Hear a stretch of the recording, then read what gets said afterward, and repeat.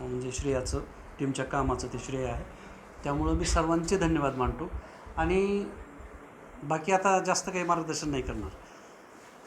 मॅडमना शुभेच्छा देतो आणि नूतन टीमलाही शुभेच्छा देतो, ह्या ज्ञानेश्वर पूर्ण टीमला, की त्यांचं कार्य हे भूतकाळापेक्षा भविष्यामध्ये अधिक उठावदार दिसावं.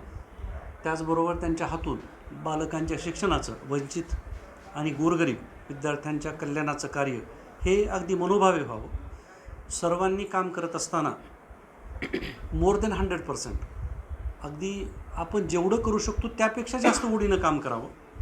आणि सर्वांनी आपण सर्वजण लक्षात ठेवूया की ही जी टीम आहे, ही टीम फक्त विद्यार्थ्यांच्या शैक्षणिक आणि कल्याणासाठी, शैक्षणिक उत्थानासाठी, शैक्षणिक प्रगतीसाठी आणि त्याचबरोबर या टीमचं अजून एक काम आहे, ते म्हणजे या संस्थेमधलं जे शैक्षणिक कार्य आहे ते शैक्षणिक कार्य उंचावण्यासाठी आहे. त्यासाठी आपण सर्वजण ज्या पद्धतीनं पूर्वीपासून आपण मदत करत गेलो, तीच मदत या टीमला करणार आहोत.